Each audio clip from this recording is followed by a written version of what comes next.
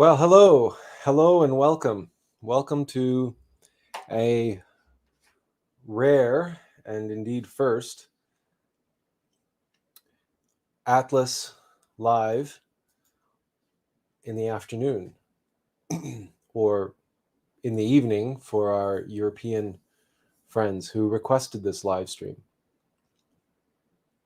They requested that we do one live in the European time zone. So we figured 7 o'clock Greenwich Mean Time is maybe a good starting point so that people further inland, further into the continent can, it'll be a little bit later for them, maybe 8 o'clock, 9 o'clock, what have you.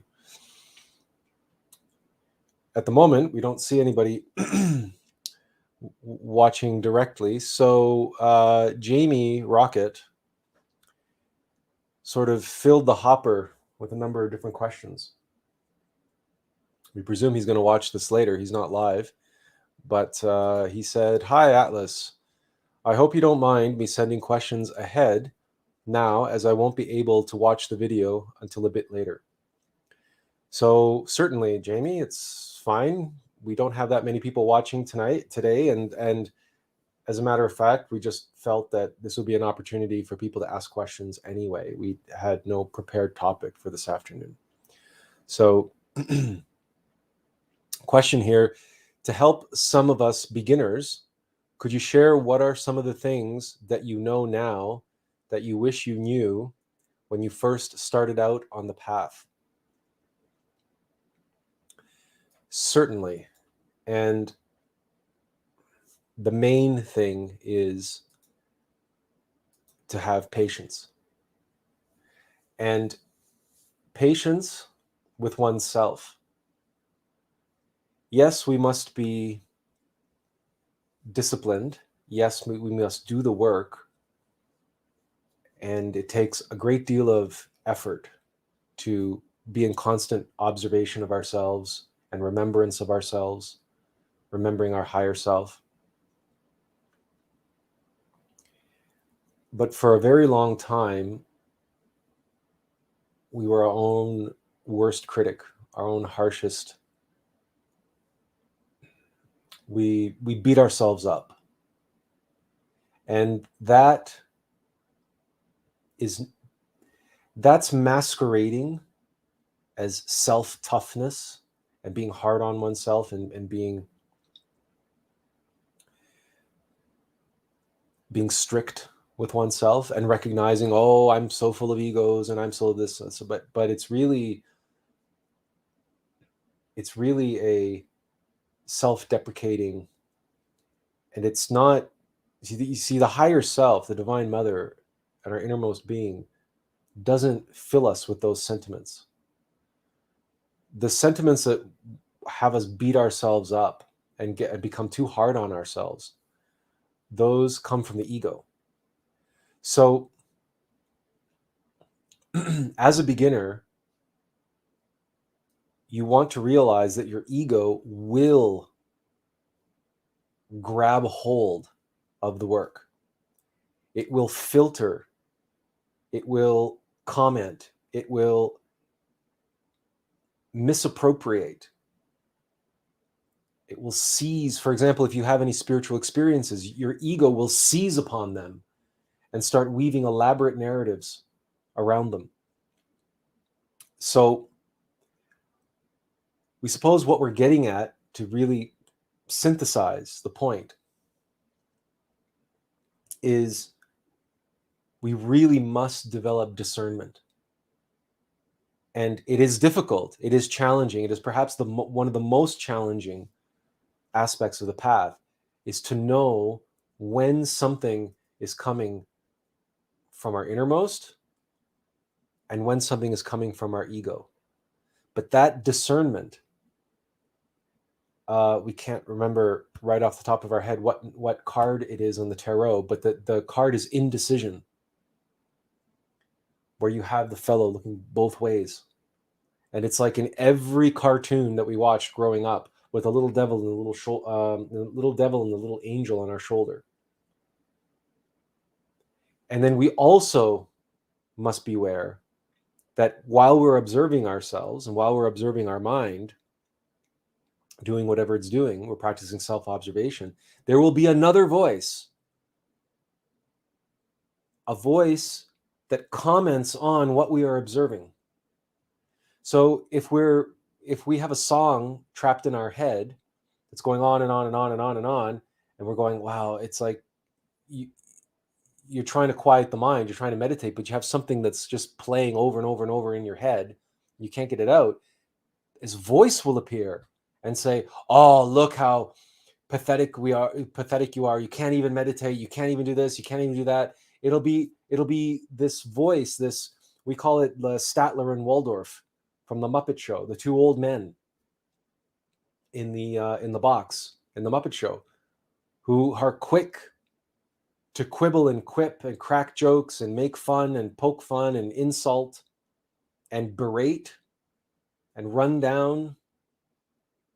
And those voices, they are trying to masquerade as our higher self.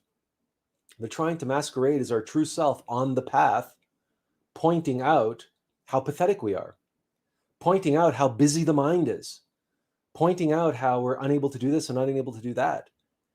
But you see, that's a trick, that's a trap. And the mind is setting us up for that. It's setting us up, it's setting that trap up. It's deliberately leaving the record on skip, and turning the volume way up on something that's grabbing all of our attention and saying, okay, well, that's the mind, it won't shut up. And then there's this voice that appears and say, oh, look how the mind won't shut up. Look how you have so much work to do. You have so much further to go, and so on and so on. But that voice that's commenting on the mind is the mind. We did a 2.5, 3 hour live stream a while back on tricks and traps on the path. And we did another live stream on master your mind or remain its slave. These are all valuable when you're starting out. You have to realize that things do not get easier, things get harder. When you embark on the path, the ego, the Black Lodge, the adversary, fights back. It's like up until now, you haven't really been playing chess. You just sort of been moving the pieces around on the board. Now you've hunkered down. You've started to seriously play the game. Now, all of a sudden, your adversary responds in kind. Your adversary realizes he's not fooling around anymore. He's seriously playing the game. We have to seriously step up our game to match him. It's like playing any video game, or it's like playing any role-playing game. The deeper you go into the dungeon, the tougher the monsters get, the tougher the bosses get, the tougher the levels get.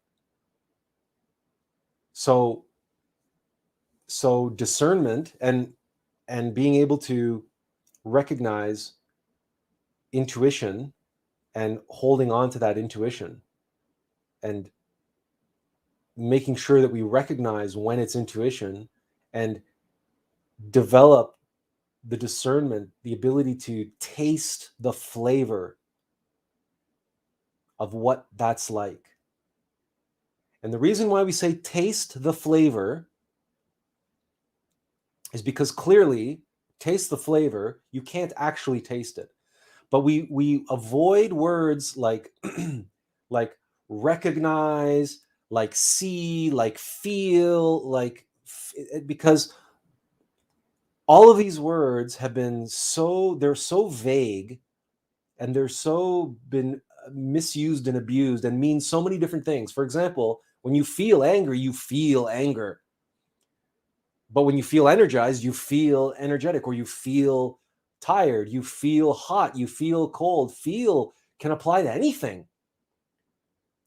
So you don't feel the difference between your intuition and your mind, between the still soft voice of your innermost being and the voice of your ego. You don't feel that difference. It has a unique flavor. And we use that word to make the consciousness focus and say, what does he mean?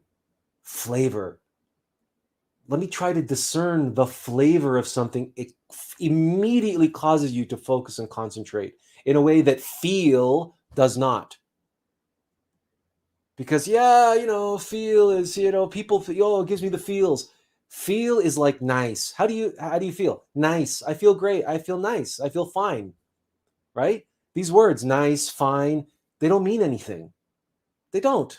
They have zero meaning because they cover such a broad scope. So when you hear nice or you hear fine or you say nice or you say fine, you're not even focusing on the answer. So when we say taste the difference, taste the different flavor and begin to focus in on that, you have to really concentrate to try to taste the difference between intuition and a thought. And when something comes into your mind that was put there by your innermost being, as opposed to your ego, it has a distinct flavor. So that's something that I would focus on as a beginner. Welcome. We noticed there's a number of different people listening now. Someone left a bunch of questions. Jamie here left a bunch of comments and questions. We're just running through them. We invite everybody in the chat to just ask questions or give comments or share whatever you wish to share. This is your program.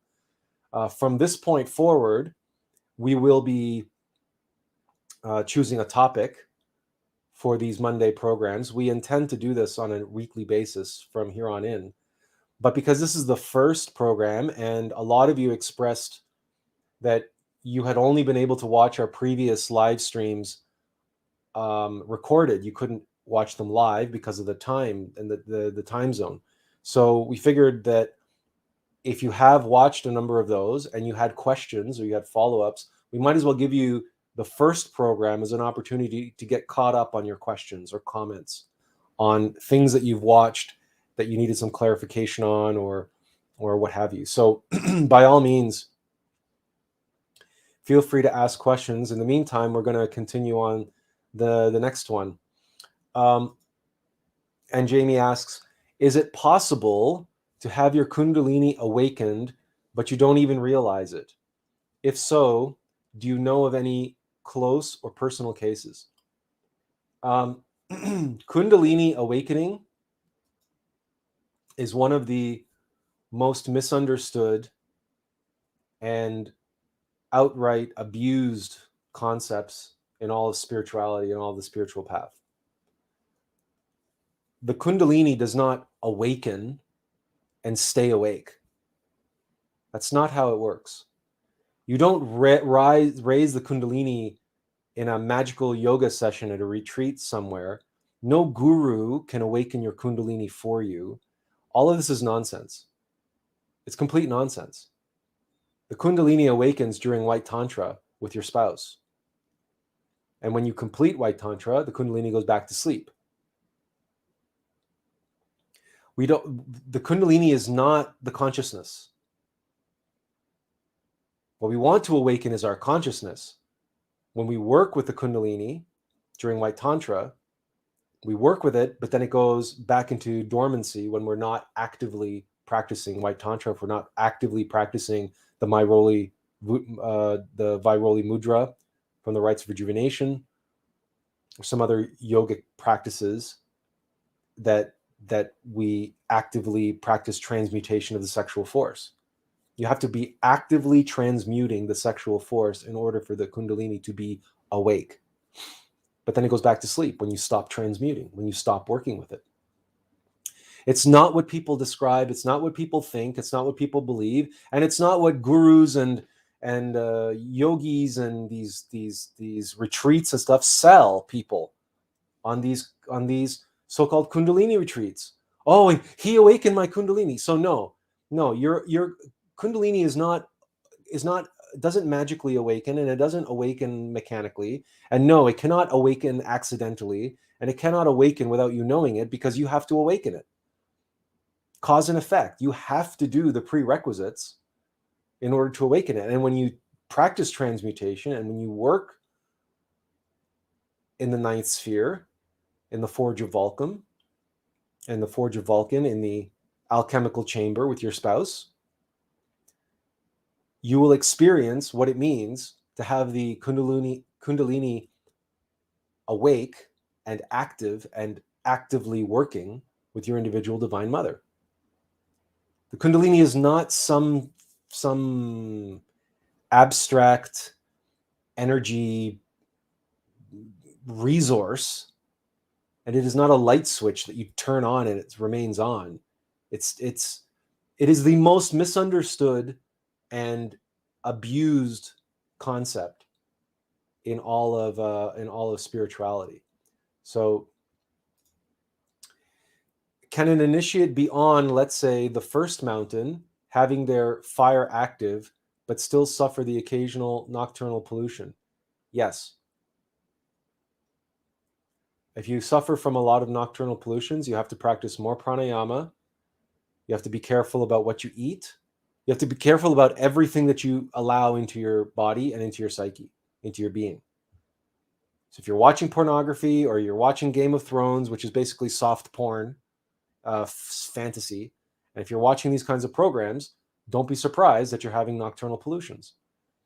If you're binging on food, you're gorging yourself, if you're eating a lot of red meat, steak, so on, don't be surprised you're having nocturnal pollutions. If you're not practicing pranayama on a regular basis, don't be surprised that you're having nocturnal pollutions. If you haven't protected your space, if you don't say prayers before you go to bed, if you don't have a pentagram on the door of your bedroom and on the windows or on the floor, on the inside of the door, if you haven't taken the step to protect where you sleep, don't be surprised when you have nocturnal pollutions. Nocturnal pollutions, we want to avoid them if we can, but they in and of themselves won't cause us to fall.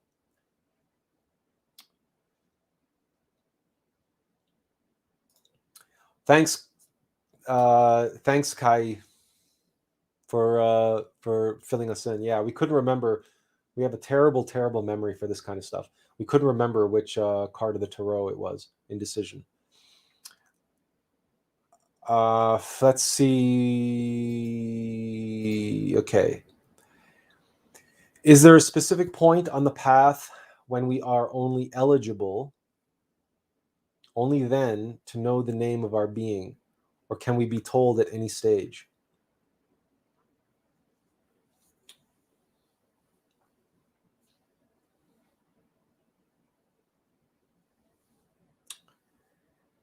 It depends on your path. It depends on your innermost. It depends if your innermost being and your divine mother deem you ready to receive that information, and if they deem it necessary. That's in terms of having it revealed to you through some set of circumstances. If you awaken in the astral plane and project into the astral plane, ask to see your innermost being and bow down and show your humility and show your gratitude for having the opportunity to meet him face to face. You can ask him yourself.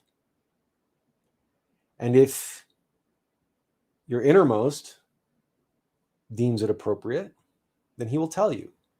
If not, he won't. He may say, you don't need to know that, or you're not ready to know that, or ask me again in a little while. But it's up to your innermost and your divine mother. There is no hard or fast rule when it comes to that. But what we can say is it is something that most people don't even know to ask, and it is something that is obviously very rare because you don't see a lot of people walking around, even on Facebook or whatever, initiates or whatever, really saying much about their true self. And that's because they don't really know. They don't really know themselves. Jamie asks, what ray is Attlas from? Well, we don't know. I don't know. I don't know. And Attlas says it's not important. These are the types of things, these are the types of things where it doesn't matter. Does it matter? Makes absolutely no difference to me and to us and the work that we're here doing, what ray that Attlas is from. And I just don't know. Never asked him, never told me. Simple as that. I'm a Gemini, was born a Gemini. That was important for many different reasons. But no, I couldn't tell you.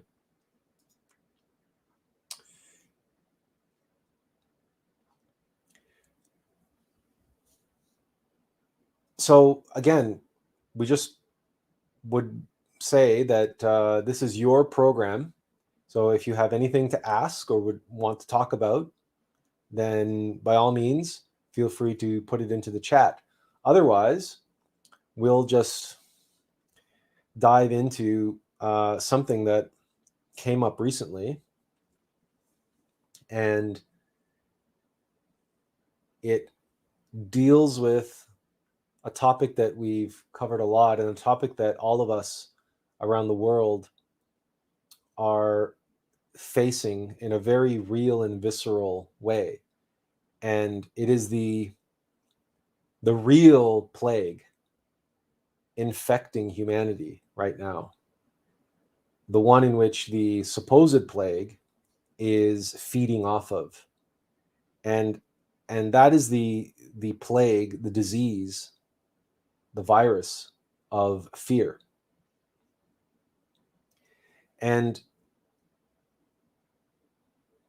when we embark on the path, we must begin to take a very close look at some of our behaviors and some of our tendencies and our desires and our longings and the rationalizations that we make on a regular basis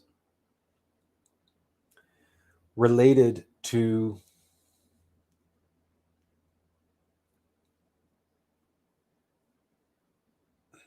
our progress and related to that which is required of us.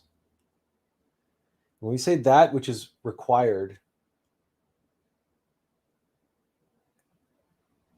one of the things that prevents us from really becoming who we were meant to be and really embracing our role as the mortal vehicle and vessel for our innermost, a servant of the light, a servant of truth, and an ambassador of love. We have many identification and attachments. And some of those attachments include things like comfort and security. And comfort and security takes many forms. And if you observe yourself and observe others, you will know that one of the forms that this comfort and security takes is the rationalization around, well, I have to live. Yes, we all have to live. That's true. We all have to live. We have to do what we need to do to survive. This is true. But if we really feel into that and feel beneath that rationalization, well, we have to live, what we will find is 9 times out of 10, that truth, we have to live, we have to survive, we have to eat, we need clothes on our back, we need a roof over our head, that beneath those objective facts actually hides and lurks the ego of fear. And that those truths, we have to survive, we have to eat, we require shelter, we require protection from the elements, are being used as a cover for what is really a desire for comfort and security.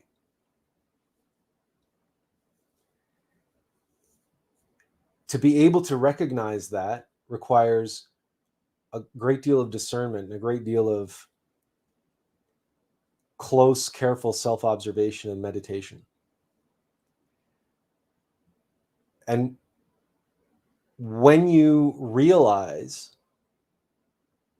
or if you discover, that lurking beneath these truths is actually a falsehood, an anti-truth, a lie, or that the truths are being used and misappropriated by the adversary to get us to continue on the trajectory that we are on, instead of the path that we are meant to be on, the path that we're supposed to be on.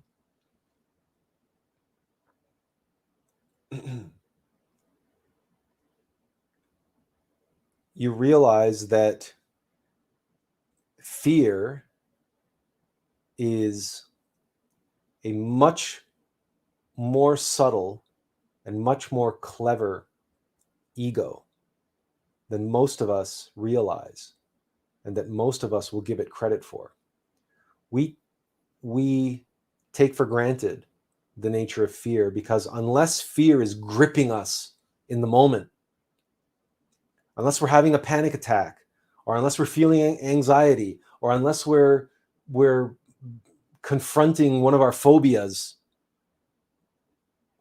or unless we're standing on the edge of a tall building and we hate heights, unless that fear is visceral and gripping us in a very dramatic way, we tend to believe that we have no fear. We tend to believe that fear is not a part of our lives, that fear has no effect on us. But this is wholly untrue. Fear is the most powerful, most prolific, and most ubiquitous ego in us and in humanity after lust. Lust is one. Lust is first, the harlot of Babylon, desire, the mother of all egos. That's desire, that's lust. That's number one. Nothing will ever topple lust out of number one, because she is the mother of all egos. But number two is fear. And nothing will ever, ever push fear out of the number two spot.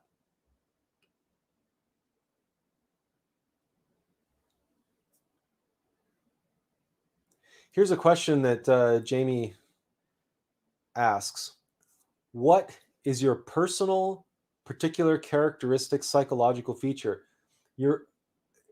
Are you referring to the psychological song, or there's a specific term that the dominant psychological feature, psychological characteristic? Negatively, in a negative sense, it's fear. That's our demon. That's what we live with. That's our adversary that we live with, that we've been battling for decades, is the demon of fear. But that's not why we don't talk about fear and we don't focus on fear so much because that's what we know. We came here and burdened ourselves with that demon, and that was our path to battle and fight a very intense fear in order that we may speak knowledgeably, directly out of our own experience and share our intimate knowledge on the nature of fear with you and the world. Because again, next to lust, fear is the single most powerful, dominant ego in humanity, including all of you. Doesn't matter if you are never afraid or not. If you don't ever feel fear or don't, that's irrelevant. Because fear is the great chameleon. Fear is the great con artist. Fear is a terrorist. Fear hides in the shadows. Fear does not want a confrontation. Fear does not want you to see it for what it really is. So fear fears. Fear is afraid. That's why fear hides in the shadows like a cockroach. And it only shows up when an object of fear appears that can feed it. And it seizes the opportunity to strike. So negatively, in the negative sense, our characteristic psychological feature would be fear. And that included in that the desire to control and being quick to anger, and there's a lot that obviously goes in that. And we've written our dissertation on fear, which is 80,000 words. So positively,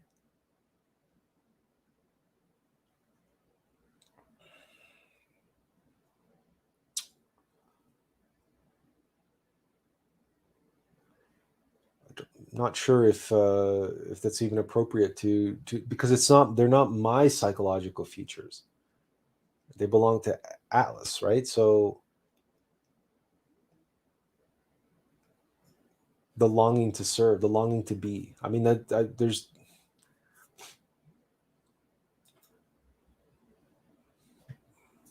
no one's ever asked us this question before. It's the funny thing. So we haven't really thought of it ever before. We've obviously negatively, we've given it a tremendous amount of time and attention. But positively, every positive thing that we've ever done or ever do comes from Attlas, comes from our innermost. So we take no credit for it. So it's not part of my psychology.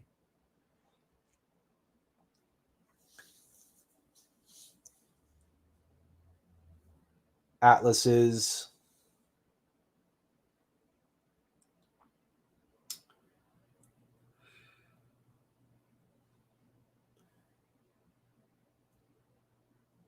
Attlas, we are an arc builder. So we must do what we're here to do. We must be what we can be. We must do the work that we're here to do. We must. So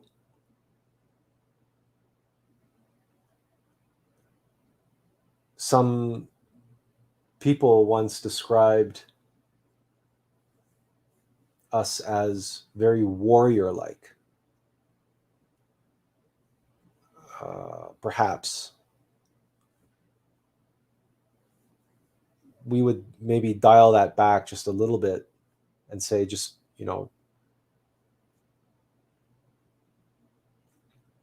hero-like, not necessarily warrior-like, because we're not keen on conflict. We don't shy away from conflict, but we're not all that keen on it. By the way, we must apologize unfortunately, because it's during the day, and because of circumstances in our life, we cannot mute any of our communication devices. We have to stay available in case an important message comes in regarding some important matters. So we can't. So you may hear phones going off in the background. You may hear smartphones making their noises. Just realize that because this is in the middle of the day for us, we are unable to shut those off for this particular live stream. In the evenings, it's fine; we can shut them off. It's no problem. But today, particularly, we have to be. If we get a certain call, we will have to take it because we have a loved one who's in the hospital again. So we have to keep those channels open, those channels of communication open.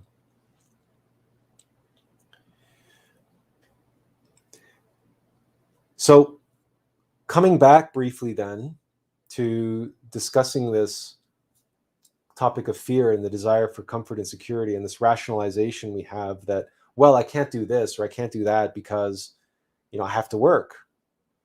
I have my career. I have to pay my bills. And again, walking the path is not a matter of being reckless.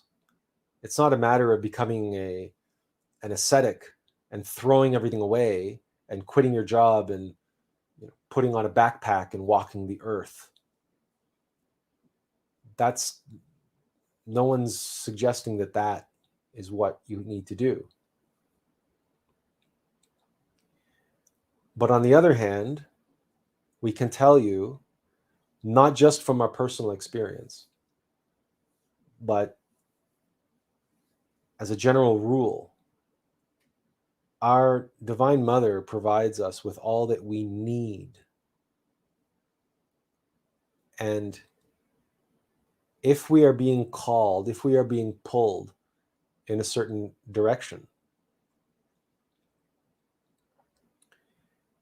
and our ego mind starts coming up with excuses, reasons why we can't go in that direction or shouldn't go in that direction, or it's not prudent to head in that direction, we need to take a long, serious look at what's beneath those reasons, that rationale, why we cannot follow this calling, which is this path, this fork in the road. And we can continue on the way we've been going, or there's this new opportunity, there's this new opening, there's this new direction. And when the mind is providing us all of these common sense, down to earth, Jordan Peterson-like advice, that's so easy to say yes to because it's prudent, it's responsible, it's safe.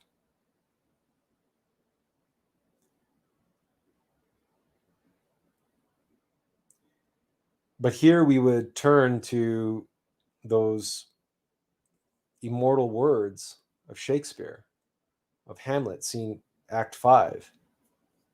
To be or not to be, that is the question. Whether 'tis nobler in the mind to suffer the slings and arrows of outrageous fortune, or to take up arms against a sea of troubles and by avoiding end them, to die, to sleep no more.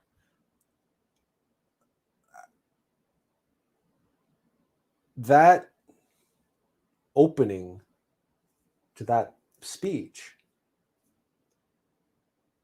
directly addresses what we're sharing with you, what we're talking about. The path is a path of suffering, the slings and arrows of outrageous fortune. Outrageous fortune. Even the words that Shakespeare chooses. But he also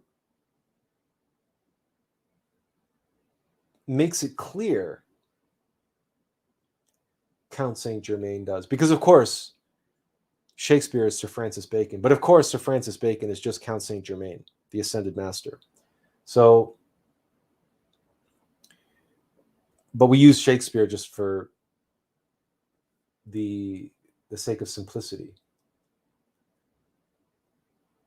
Whether 'tis nobler in the mind, whether the mind convinces us, if the mind convinces us what is more noble, to suffer this outrageous path, where who knows what the end result's going to be, who knows what fortune awaits us down this path of suffering and this outrageous circumstances, or to defend ourselves, to take up arms, right? To arm ourselves, to put on the armor, and to grab our sword and shield and defend ourselves against a sea of troubles, an ocean of troubles that's waiting for us. If we go down that path of outrageous fortune, there's going to be a whole ocean of troubles awaiting us down that path. But we have the ability to put on the armor and to defend ourselves from all of those troubles, that ocean of troubles. And by avoiding, end them. We can bring all our troubles to an end just by avoiding them. Just by avoiding that crazy, outrageous path of suffering.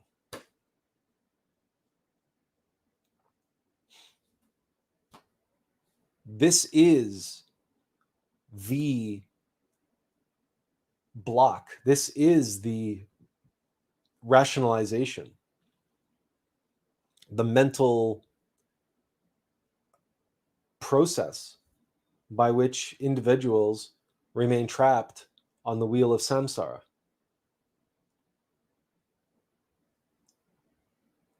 They're just doing the same thing over and over and over again.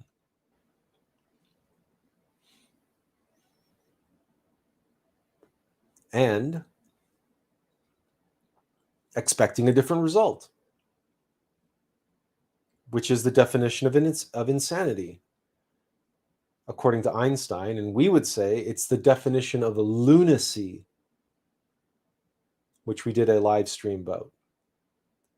Lunacy, the lunar mechanical path. And the moon governs cycles. The moon governs all mechanical nature, and all cyclic nature is governed by the pendulum swing of the moon. The clockwork-like precision of the phases of the moon, etc., etc. The tides, high tide, low tide, and so on. So if you want to remain a lunatic, you arm yourself against the sea of troubles. And that, in an extreme way, you can look to those individuals who are paranoid, those individuals who are hypochondriacs, those parents who wrap their children in bubble wrap, don't allow their children to go outside or to socialize with friends or to play in the dirt because they're terrified that their child is going to get hurt, or their child is going to get sick, or their child is going to catch the plague, or whatever. There are parents that do not allow their children to go to the park and play on the monkey bars. In fact, throughout North America, we don't know what's it's like in Europe, but throughout North America, parent groups, insurance companies, healthcare conglomerates, teachers, and all sorts of advocacy groups have lobbied and petitioned to have so-called life-threatening activities removed from public parks and playgrounds. So anything that has any potential risk of harm has been removed and replaced with so-called safe activities. So you can have certain bars and certain configurations of playground activities, but they can't be a certain distance. They have to be within so many centimeters from the ground. They have to be made from certain types of material, PVC plastics or rubberized or whatever the case may be. They cannot have any exposed sharp metal edges or anything like that.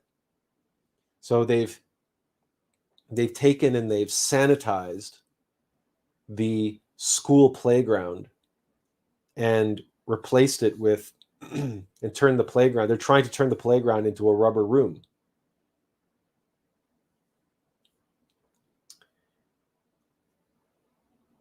And we can see this reflected over and over in many, many, many different ways. And certainly we can see it reflected in society's willingness to throw away their rights and freedoms because of a supposed plague.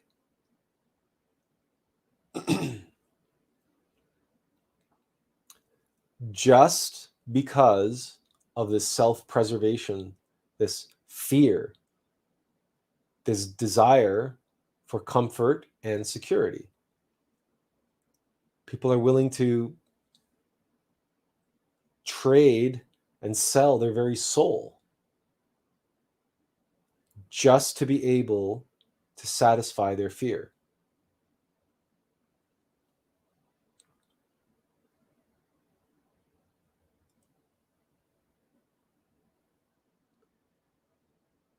You cannot be on the path and satisfy your fear at the same time. Cannot. Yes, you have to make a living. Yes, you have to survive. Yes, you have to be practical. Of course. But you have to do those things to survive, to be practical, to be prudent, not as a justification to remain where you are and avoid that which is inevitable if you are on the path. You cannot avoid facing the slings and arrows of outrageous fortune. You cannot avoid the sea of troubles. The more people try to do that, the more troubles they face. The troubles return with a vengeance. Look at all those people in their 40s and 50s, the people that you know who are now divorced. They're going through their midlife crisis, or they're, divorced, or whatever it is they're going through. They settled, they took the easy path, they took the path of comfort.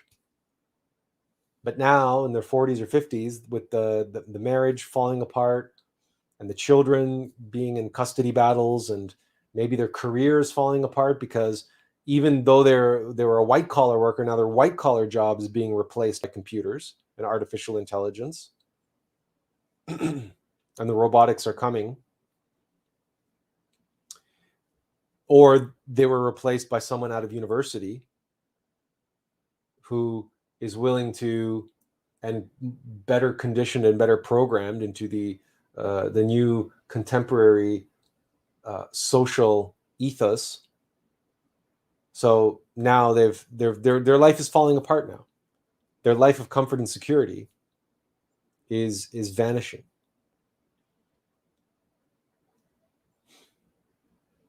There's no avoiding our own karma. There's no avoiding the sea of troubles. And the more people avoid it, the more they sweep it under the rug, they will eventually have to face it. So how do you suppose, is it better to face our karma and the sea of troubles on the path to becoming who and what we were meant to be? Is it better to embrace, acknowledge, and accept, yes, there's a sea of troubles. Yes, there's a path of outrageous fortune. Yes, I accept it. I am willing to walk that path, and those troubles will be spaced out and metered out accordingly, like a well-designed video game or a well-written novel with chapter after chapter after chapter after chapter. And each chapter deals with a different conflict, a different struggle, a different chapter of our life.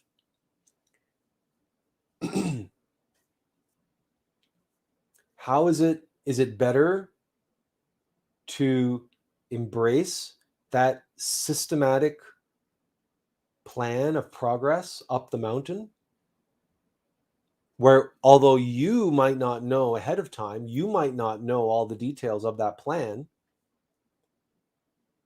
you might not know any of those details. So to you, it seems like a path of outrageous fortune.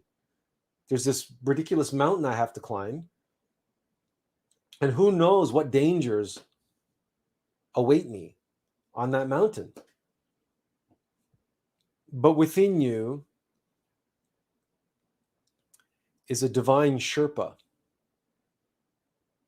He knows the paths up the mountain. He knows where the base camps are. He knows where the rest stops are. He knows where it is safe to rest and where it is unsafe.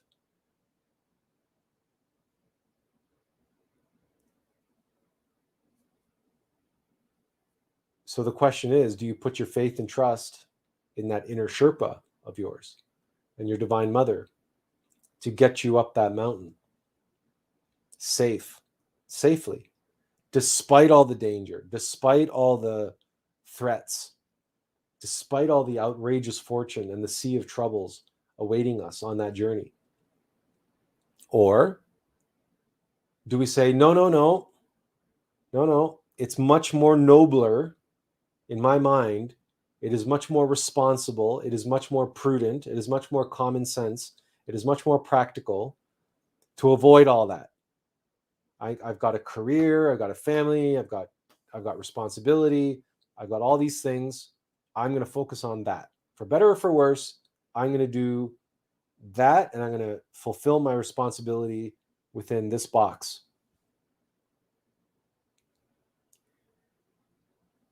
And instead of having the hero's journey carefully plotted out and planned out and orchestrated according to a narrative with different chapters accordingly, instead of that, refusing to go on that path and instead staying on this path and then having all of those troubles and problems just crash in at some point in the future and blow everything up. Because that's what happens to people. Or they're on their deathbed and they come to the realization, I wasted my life. I had money, I had comfort, I had security, I had entertainments, I had experiences, I had travel, I had family, I had all of these things. And I wasted my life.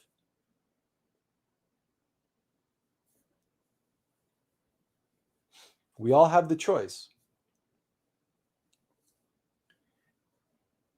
to be or not to be.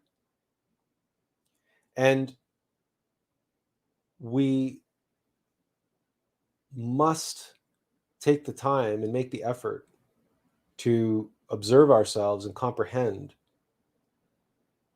what is behind the choices that we're making.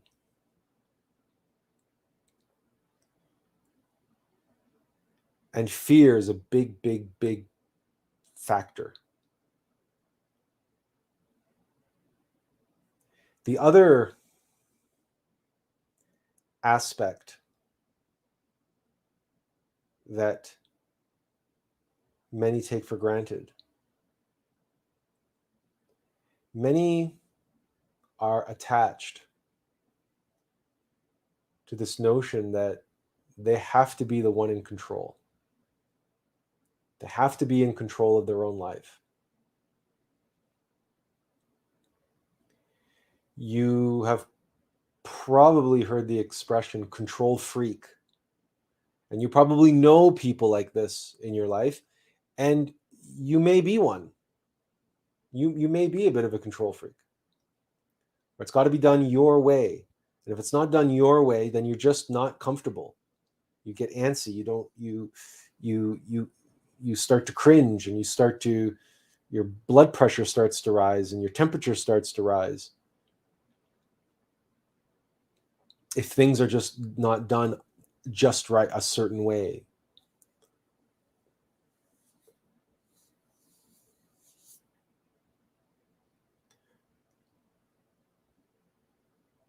Yes, of course, Emmanuel. We encourage you to please ask questions. Everyone, please ask questions. Don't worry about interrupting us. This is an unstructured talk today. We're just filling airtime, to be honest with you.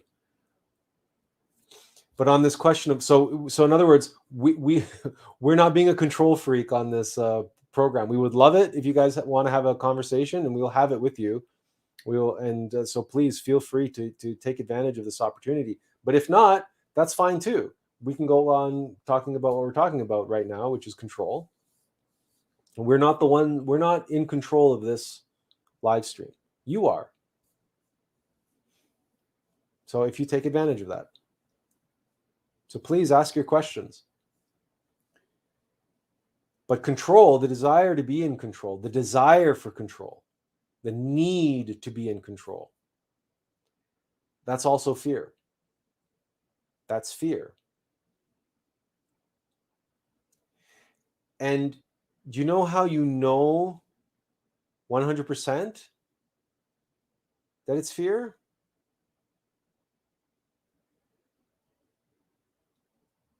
Find the other ego that's behind control.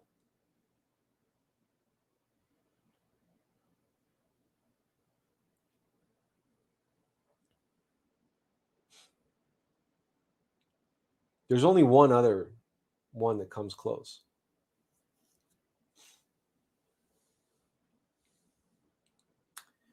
And that ego is lust. But lust, in and of itself, doesn't automatically result in the desire for control. Because domination and submission is a specific, unique niche within the pantheon of sexuality. The desire to dominate or to be dominated. Both of those are fear-based. That's lust and fear working together. Because egos work together. Egos are not uniquely individual. They can, for example, fear and anger are intimately connected. And fear and lust are intimately connected. We showed as much in the meme that we created on the subject. And yes, domination and submission are that expression, that are an expression of that combination of fear and lust.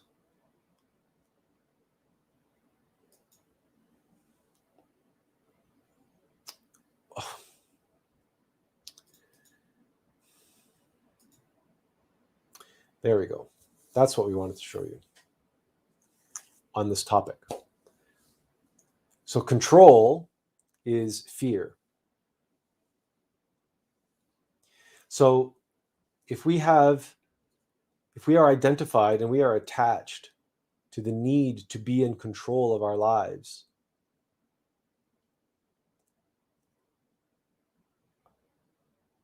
we are not going to get very far on the path. Not when the solution to the issues of hypnosis and ignorance is humility, is to surrender, to allow,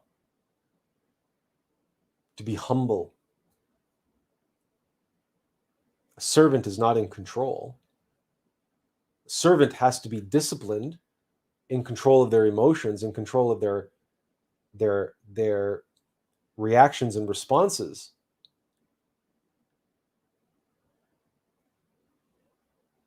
But a servant receives their marching orders from their Lord, from their master.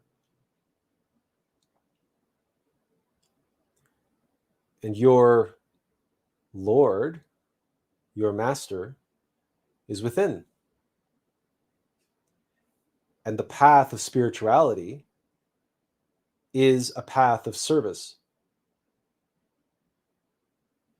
A path of service to our innermost being, our innermost master, our Lord, who in turn serves the King of Kings, the cosmic Christ, the perfect multiple unity, the great multiplicity of beings. The Christ is the being of beings. And if the Christ is the being of beings, the being of all beings, then he is the being of our being. Christ is Allux in Attlas Live. Allux, all light, God light.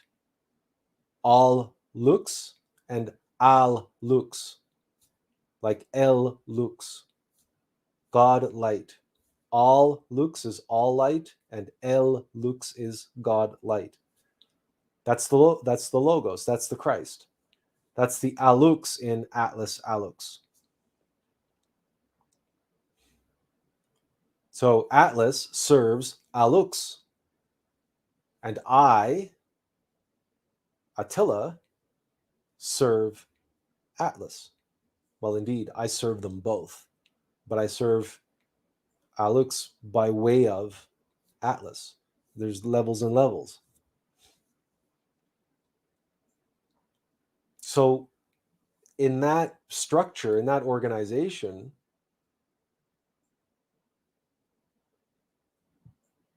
where does the desire to be in control at this level, how does being in control fit into bringing the light of Christ into the world?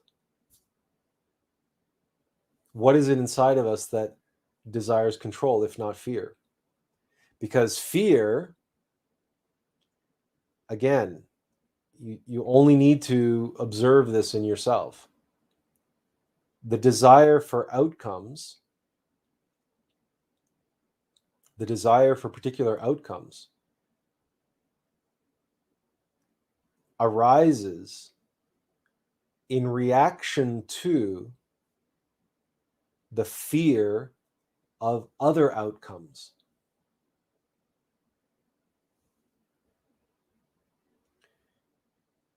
So you watch the news and the announcer says that the XYZ variant is now loose in the world, and it's much, much deadlier, and it's much, much more contagious, and it's much, much more difficult to treat, etc., than the previous variants of the plague. And watching this news story, you allow your fear to get the better of you, and you say to yourself, I don't want to end up like those people in the news story, suffering and dying and so on.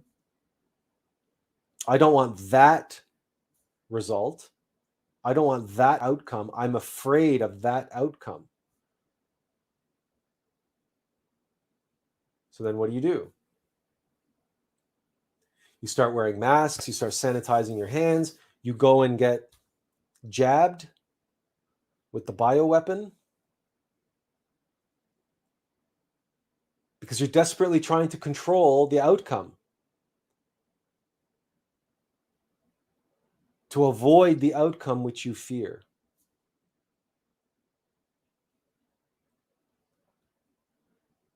All control, all desire for control is fear. So when you meet those individuals and when you see certain elites with all their money and all their power and all their influence and all their control, their ability to exert so much power and influence in the world, just realize those individuals are completely, totally, and utterly possessed by fear. They are terrified. They are absolutely down to their bones terrified of losing control, of no longer having the influence that they have, of no longer being able to orchestrate the fate of this humanity as they see fit, as they desire it to be, which is for them to maintain their comfort and security. And look at the levels of luxury, of decadence. Look how deep someone can fall into the pit of fear through the portal called the desire for comfort and security. Have you seen the specifications of the vehicles that these luminaries and these elites drive around in? Even in Europe, there are specialty companies. You know that all of their SUVs and their Mercedes Benz and their BMW 7 Series and all of their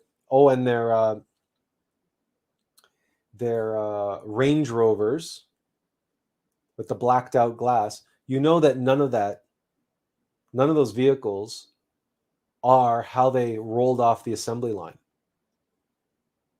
All of those vehicles rolled off the assembly line, were put onto a truck, were taken a couple hundred miles away to a specialty coach builder where they were disassembled, where certain panels were replaced or with armored panels, or they were reinforced with armor plating from the inside, and then the doors were reassembled with the armor plating inserted inside. All the glass was replaced with bulletproof glass. In many cases, engines were increased power, and countless other modifications are made to these vehicles. They all have secretly hidden GPS tracking devices in them, and it goes on and on and on and on and on. Literally hundreds of thousands of euros of modifications are made to their vehicles. Why?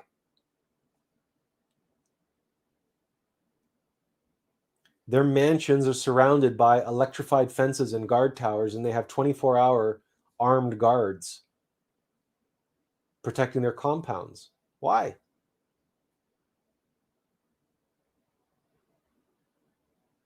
You could say, well, because their compound, their mansion is an obvious target for thieves. Perhaps. But that's not why they live like that. They have so much money, they could care less about this or that thing that gets stolen. It's all insured.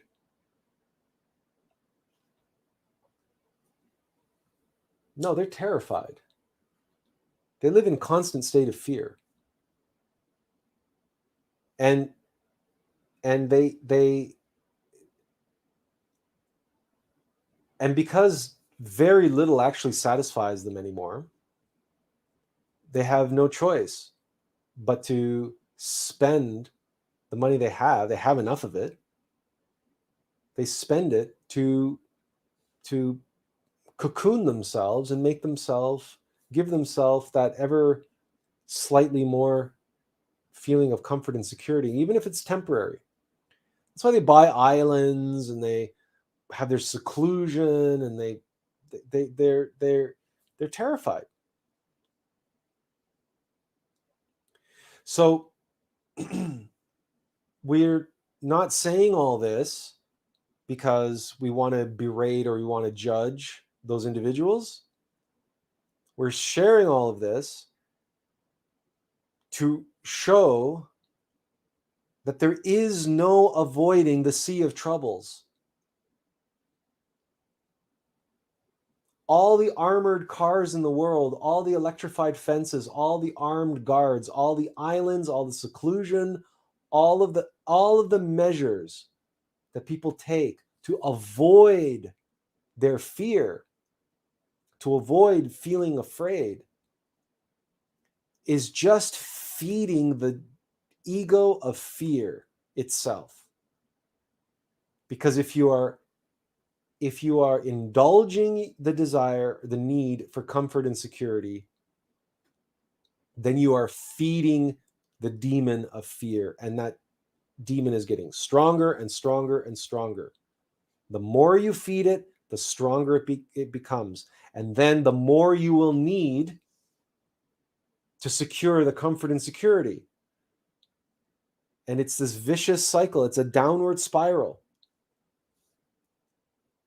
So however noble in the mind it is to arm yourself and put on the armor, to arm yourself against the sea of troubles, and by avoiding end them,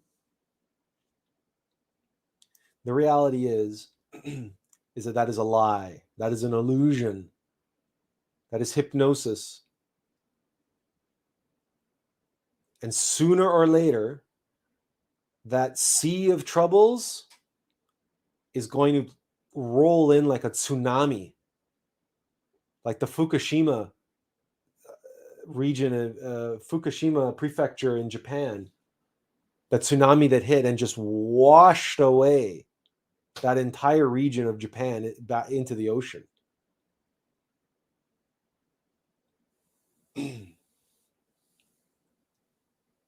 So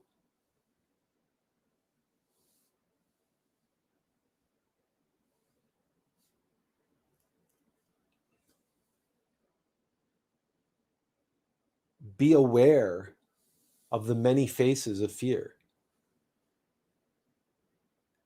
inside of you.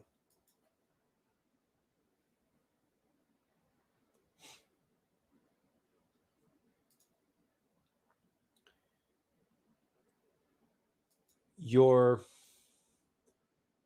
progress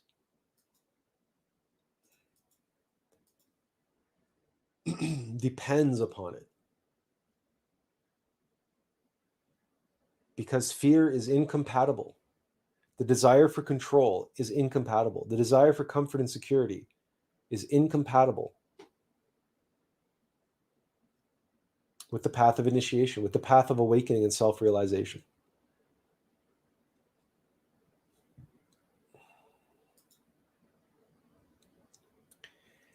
And if you have not read this article of ours,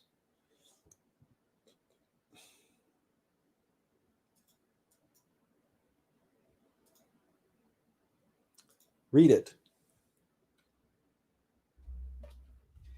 Take advantage of our experience,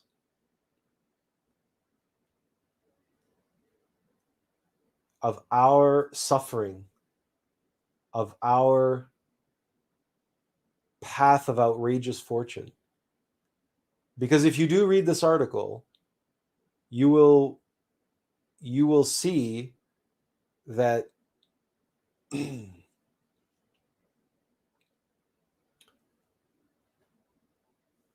our path of navigating the sea of troubles related to fear, related to our demon, truly led to some outrageous fortune. But it's because we navigated those waters, because we embarked on that journey and we accepted the challenge. And we did not back down and did not back away.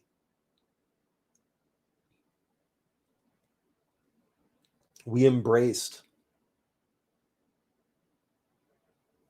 that inner calling, that inner longing to be, to face the slings and arrows of outrageous fortune. So take advantage of what we did. That's why we document it. That's why we record it. That's why we do these live streams. And that's why we're adding this live stream on Mondays at a new time zone.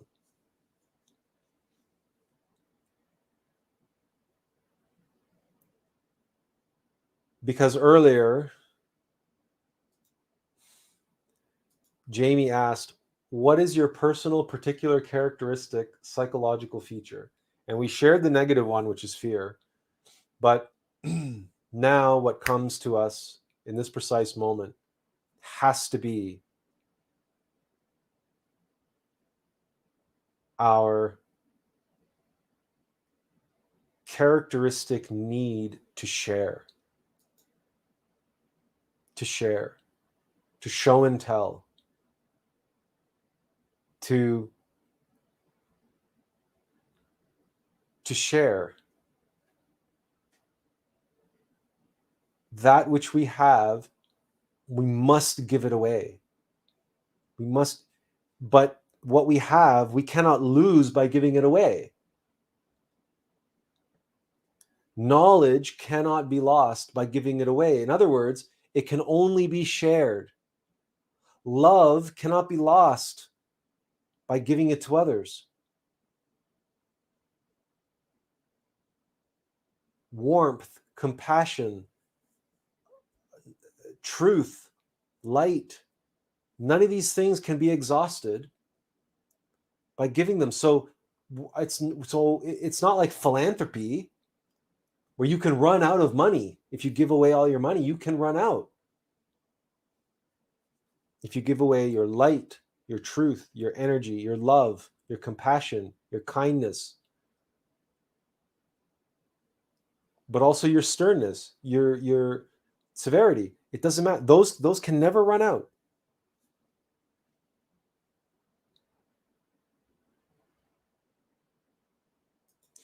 Exactly, as Benjamin says here, like a candle that lights other candles, the light is not lost in the first candle.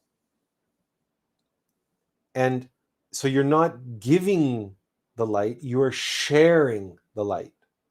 You are allowing others to benefit from your light. And that's what we're doing. We're allowing all of you to benefit from our experience and the self-evident experiential knowledge which we gained by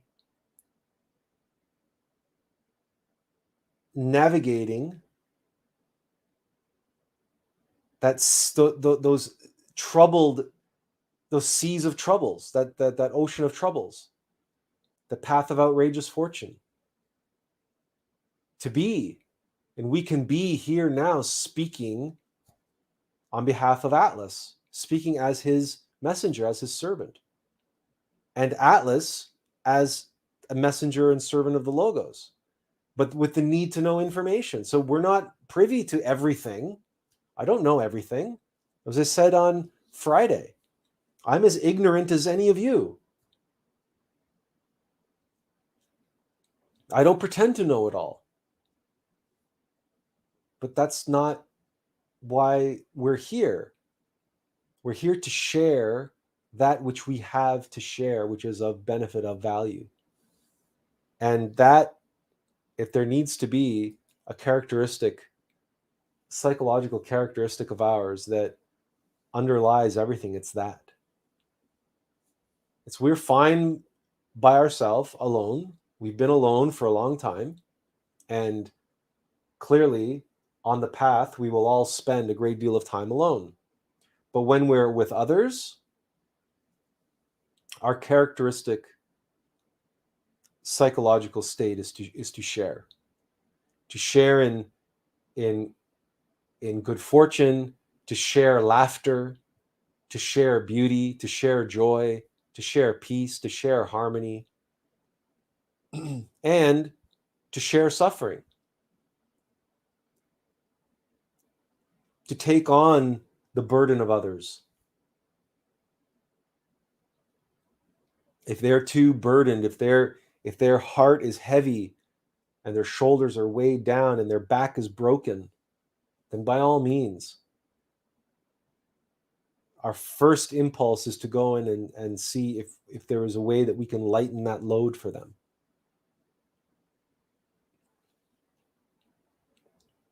And if we have strength to spare, then we will share that strength if we can.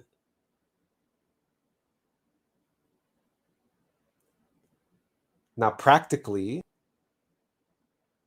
again, coming back to this being prudent and being practical and being pragmatic and being responsible, what that means is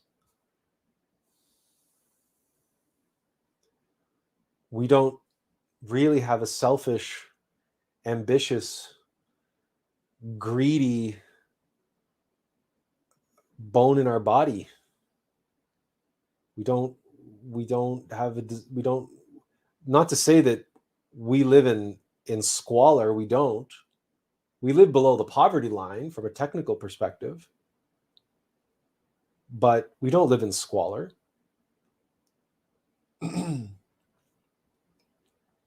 But we also don't have that ego drive, that primal instinct, that animal drive for self-preservation and to build. We don't have that strong nesting instinct and hoarding instinct and all the rest of it to shore up and create the armor around ourselves to protect ourselves. No, we put that into the hands of we're in the hands of our Divine Mother.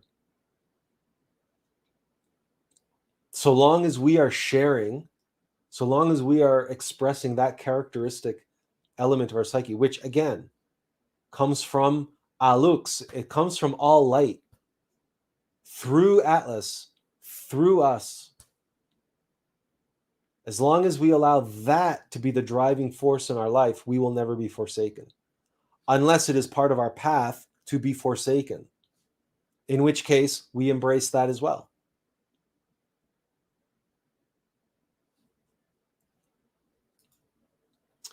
Philippe Gigot, we hope we've pronounced that right with the little accent. Philippe Gigot, if you could choose between true love and ascending above mortality, what would you choose? The two things are not mutually exclusive, and indeed, they require each other. The second cannot happen without the first. One cannot become one with love if one doesn't first achieve oneness with another in love. If one does not make love, literally make love in White Tantra with one's spouse, with one's partner, if one doesn't make love, create the solar bodies by transmuting the sexual force, then one cannot achieve union with one's higher self, and indeed beyond union with the Christ, the source of all love. You cannot become an ascended master. You cannot ascend. First of all, you and I will never ascend anywhere. You and I are just mortal vessels. It is our innermost being which can ascend. But in order to do so, in order for you and I to ascend, we have to attain union. We have to awaken and self-realize as our innermost being and begin living from that place. We have to create our solar bodies. We have to awaken in the 6th dimension, create the human soul. All of that is a process of sexual alchemy. All of that is a process that takes place through true love with our spouse. And by spouse, we mean monogamous sexual partner who is also our, for lack of a better word, our soulmate or our twin soul, if we are so fortunate. In this lifetime, we have had many soul mates, but we have not yet met our twin soul. But we have had many soul mates, and we have practiced White Tantra. But we outgrew those souls, those soulmates. Our path was going in a direction where they could not follow. And that's not us making that declaration. They were the ones who told us. They made that declaration to us. They made the choice not to follow us on our path. One said to us, she said, "You have shown us a kind of gnosis that we could never have imagined. But I'm a Gnostic missionary, and I'm married to my organization. And I have to go where my organization tells me to go. I can't follow you on your path. I have my own path, and my path is with AJAC, with this Gnostic association." That was her choice. That's fine.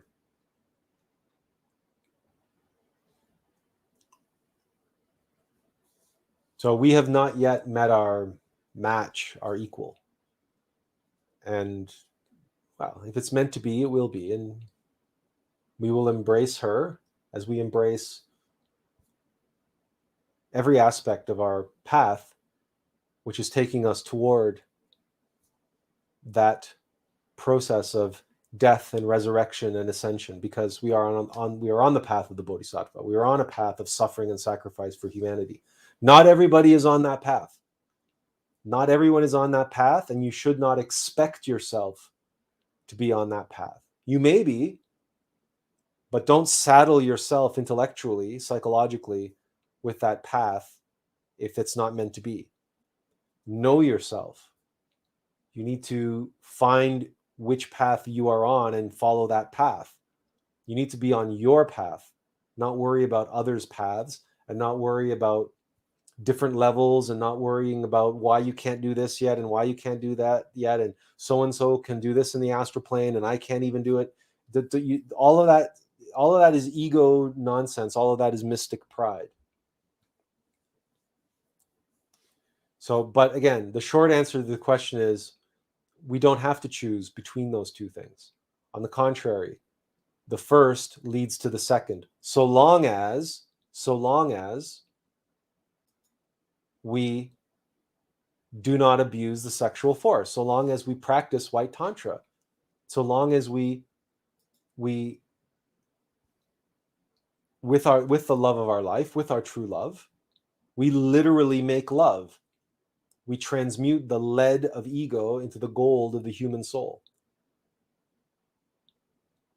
That's a metaphysical scientific process called alchemy.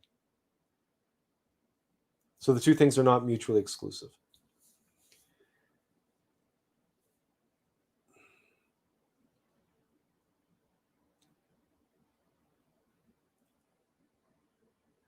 Does anyone else have any questions or comments, or would like to share something? Or you can ask anything. We can't guarantee that we'll have an answer for you, but if we can't answer for you, but we can always point you in the right direction to find an answer. So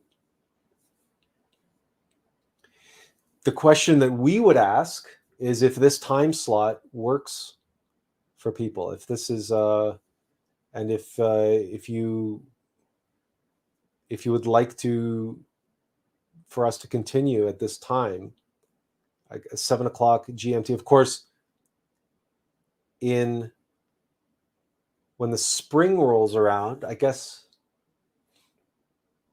Europe is on daylight savings time too, so I guess they're always 5 hours ahead, Greenwich Mean Time. So, but in any case, we were talking about fear, we talked about control.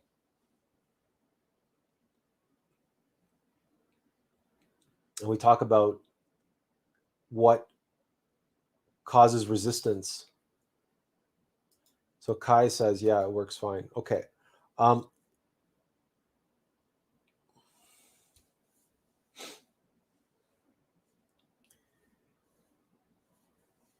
Faith comes down to evidence.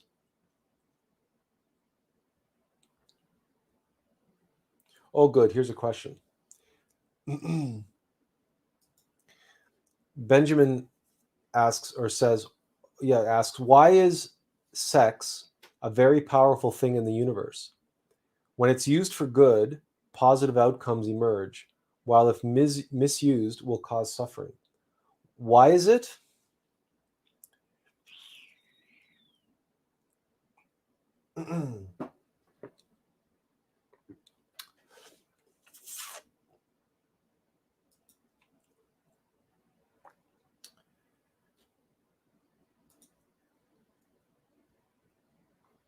If we consider for a moment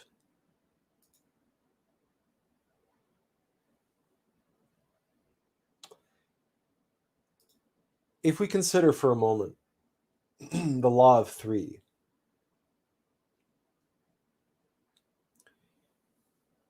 holy affirmation, holy negation, and holy reconciliation,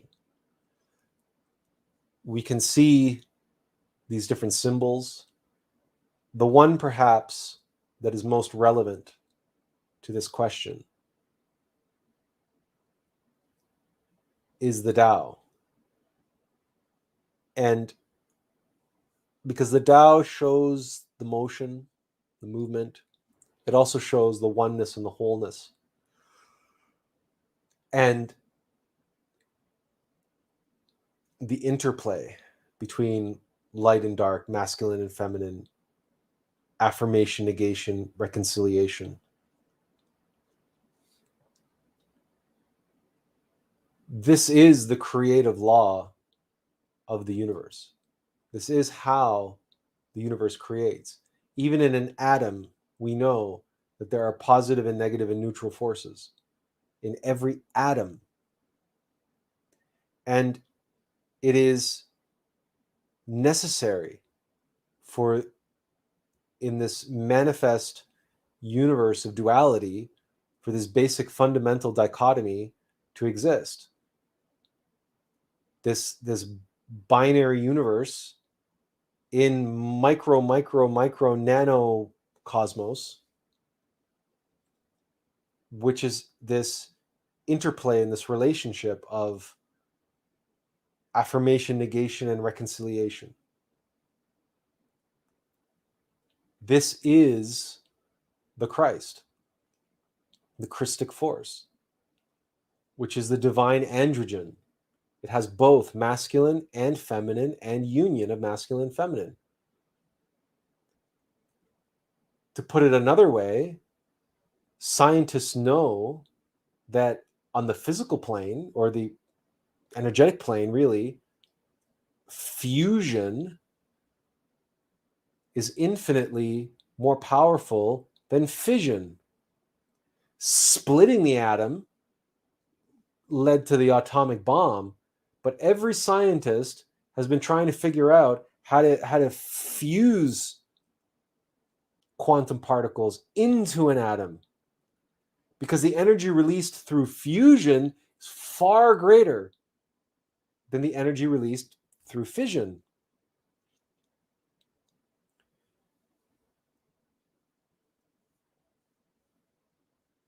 It is what it is, and that's just the way it is.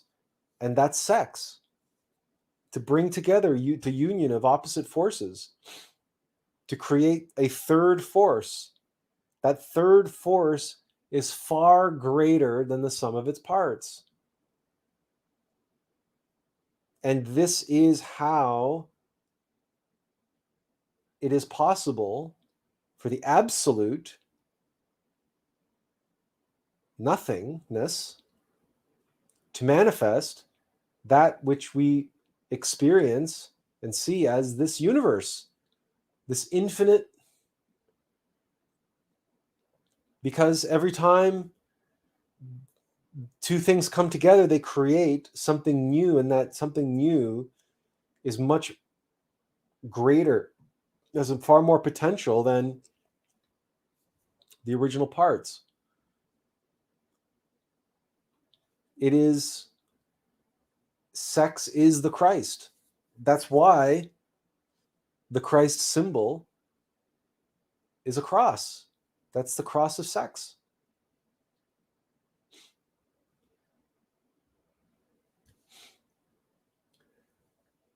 And yes, of course, because we have free will in the universe, and because we have the balance and karma and cause and effect, and we have the aeons and the archons, and we have the White Lodge and the Black Lodge, clearly you can create negative outcomes. And that's something to be aware of.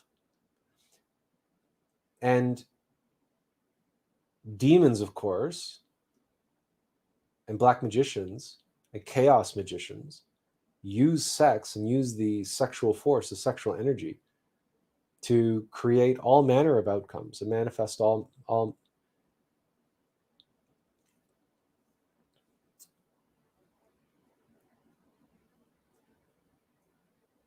it.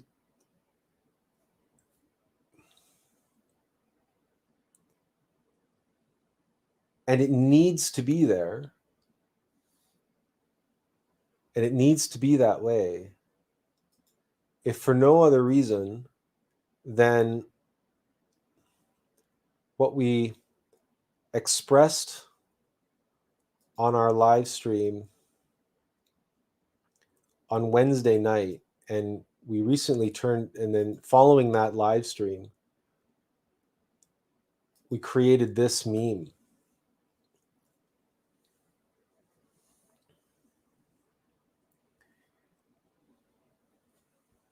Really, the question that you're asking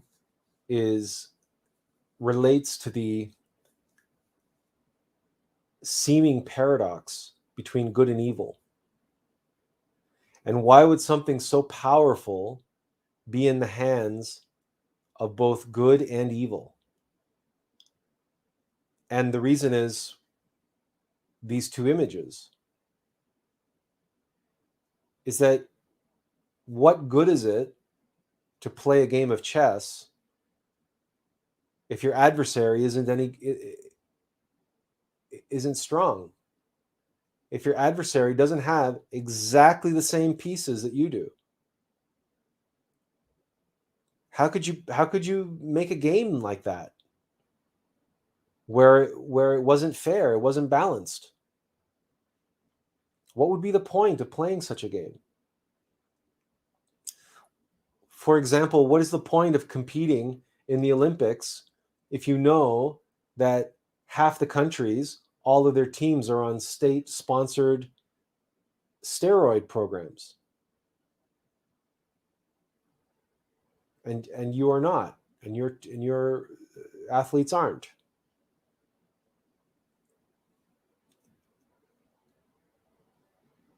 challenge, an adversary must exist.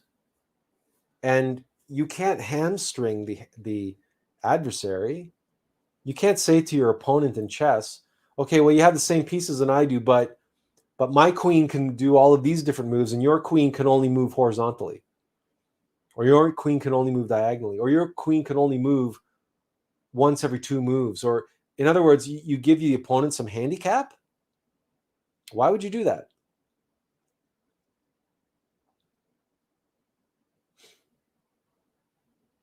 The handicap that the adversary has in the game for the souls of humanity is that it is wholly selfish and self-centered.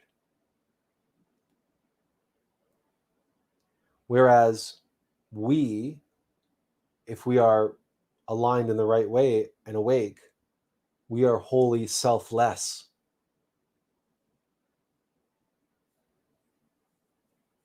And depending on our level determines on that gradient where we are at.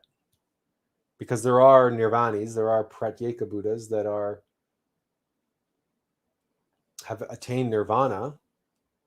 We would not say that they're wholly selfless, however, because they have not embraced the path of the bodhisattva. They're on the spiral path of mastery, which is they're taking their sweet old time, and they can go through many, many, many reincarnations, but they become attached to nirvana. They become attached to a different level of comfort and security that comes from being in heaven.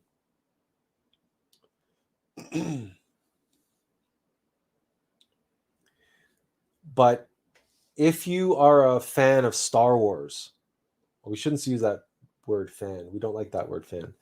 If you know Star Wars and appreciate Star Wars, especially on the esoteric level, and you can recognize the Force and the Force users and how Skywalkers are strong with the Force, and you recognize that the Force has a dark side, and you have the Jedi and the Sith, and you appreciate how the Sith use the Force in a different way, and they use different powers with the Force that the Jedi do not use. It's not that the Jedi don't know those powers. They don't use them. They don't use the Force that way.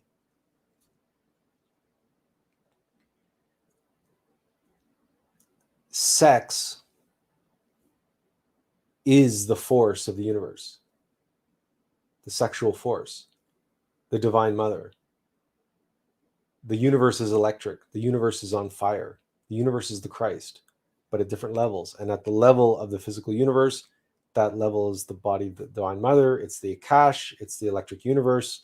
There's so many different ways to express it. But the other thing that we have to remember too is that, and this is something that we express explicitly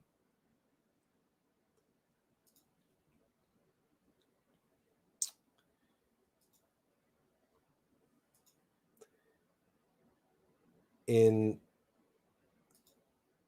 this article.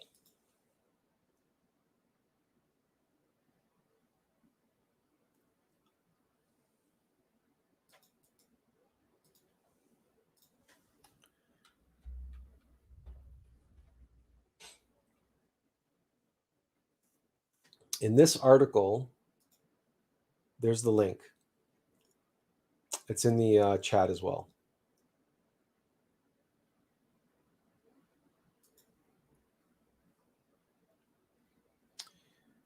Where do we go down? We're just trying. There's a.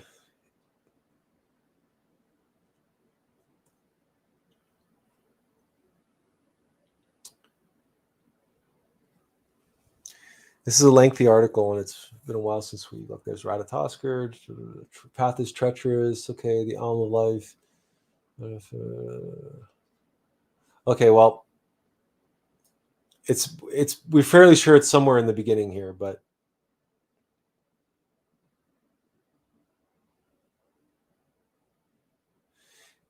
In any case, in this article, we discuss how all sex is a process of destruction. And that death is every bit a part of life as life itself.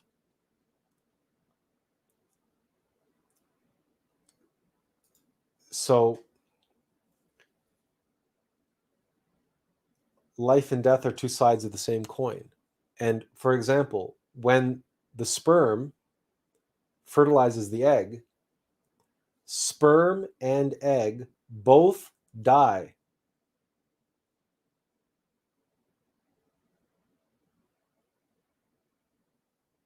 What emerges is the zygote, depending on how you pronounce it. The sperm enters the ovum, releases the genetic material, the sperm, dead. The sperm is dead, 100%. No transformation, no new age, soft, roly-poly, rainbows and unicorns explanation. No, dead. And the ovum, once the process of meiosis, the two genetic strands meet and conjoin, the ovum begins to replicate. But before it can do that, it has to cease being an ovum and become a zygote. Well, if something ceases to be one thing and becomes something else, that means the thing that it was is dead. It no longer exists. The new thing has taken its place. So from that standpoint, sex, the power to create life, is the power to destroy it. You cannot create life without destroying it. That's what the phoenix is, the archetype of the phoenix.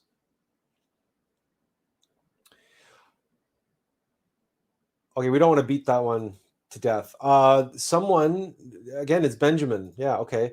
Adam equals Adam, consisting of male and female, positive and negative, the divine androgen. That's why I heard that Christ is the second Adam. Thank you for explaining that, Losser. Yeah. Okay. Christian says, hi there. Hello, Christian. Glad you could join us. If you have a question or would like to contribute in some way, feel free to do so.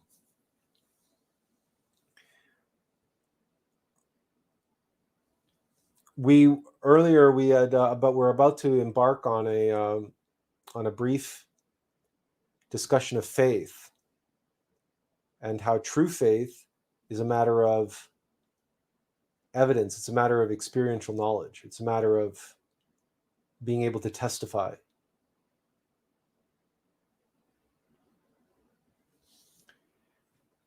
And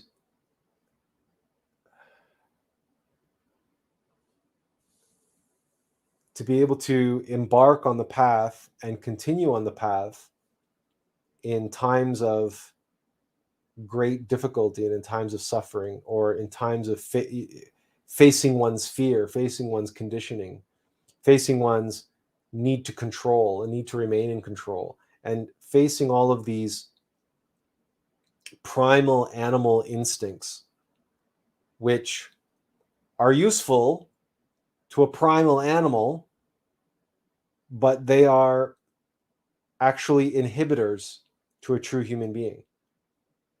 They block us from becoming a true human being, because you can't be a primal animal and a true human being at the same time, because the two states are incompatible.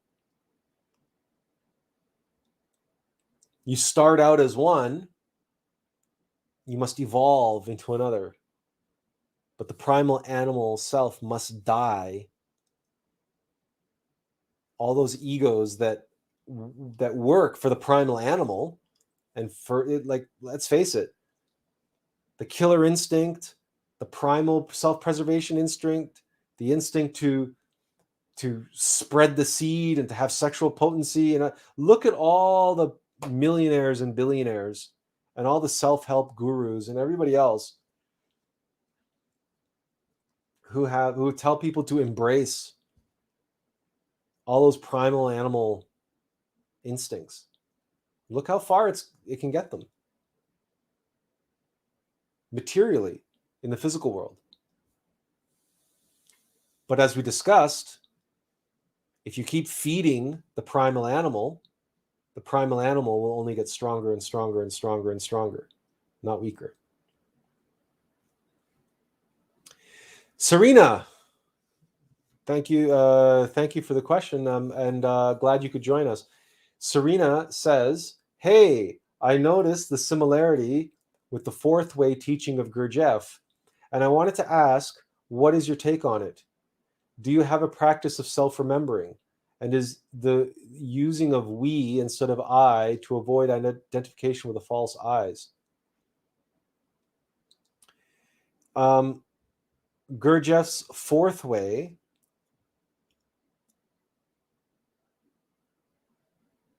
although we did read Gurdjieff, we read Beelzebub's tales to his grandson. We've never actually read or studied Gurdjieff's fourth way, so we don't have a take on it. From what we know of it, from what we've heard of it, it's what we are describing. It is self-observation and self-remembering. It is the way of the true self. Now, why it's particularly the fourth way, why it's the number 4 in Gurdjieff's vernacular, it may be because the law of 3 is masculine, feminine, and union of masculine and feminine. And Gurdjieff talks about holy affirmation, holy negation, holy reconciliation. But that's 3. The 4th comes from what is born of the union of masculine and feminine. So if the law of 3 is masculine, feminine, and union of masculine, feminine, the union of masculine and feminine gives rise to the 4th way, or at least that's on the surface level, that's how we would interpret, or that's how we would presume that Gurdjieff arrived at that 4th. Because, again, binary thinking is black or white. Trinary thinking is black, white, and union of black and white. And I guess quaternary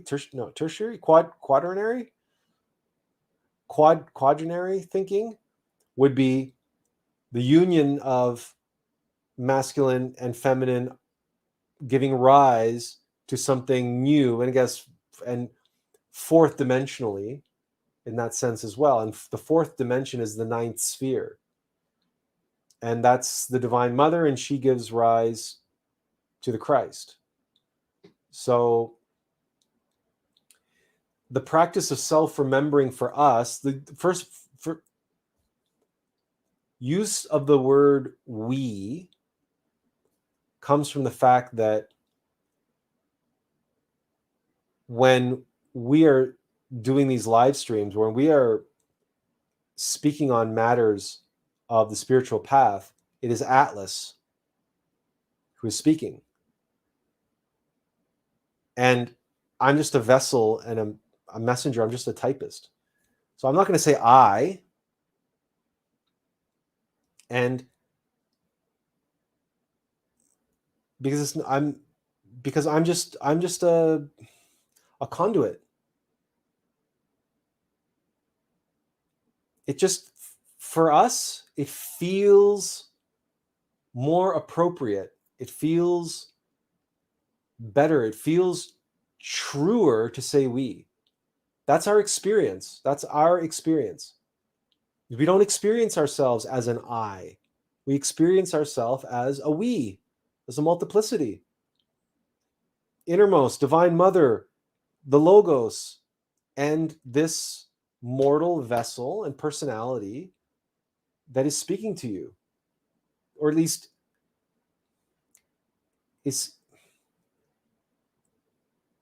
appears to be the one speaking to you, if we can put it that way.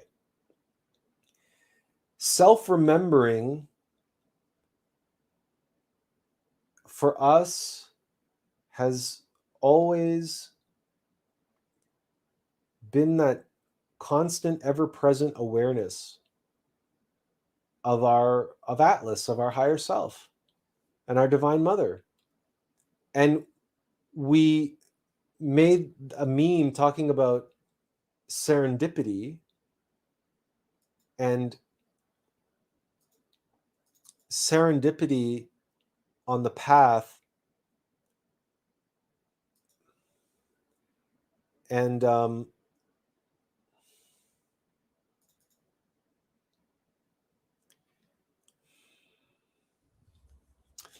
forgive us while we try to pull it up here. So,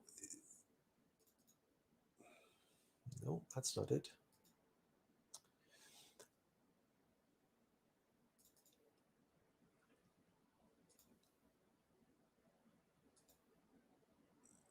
Yeah, okay, we can do this. Let's just hide this for a second.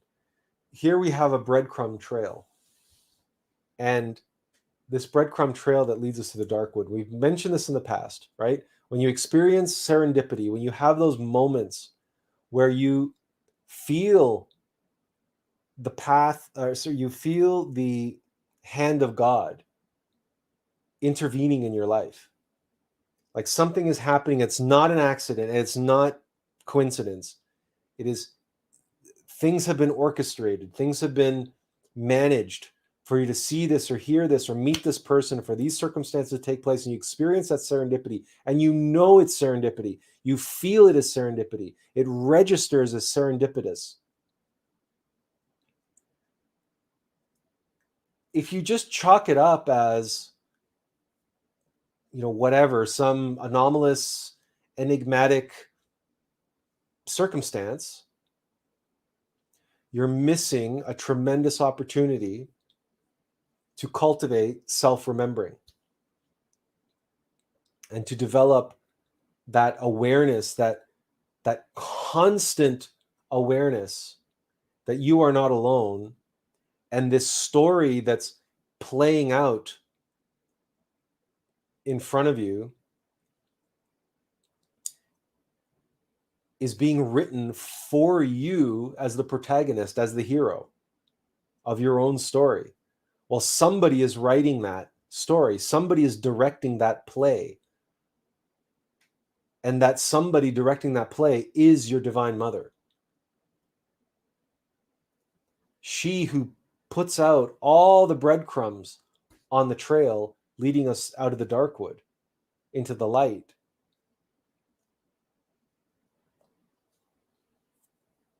So when you receive those breadcrumbs, that's manna from heaven.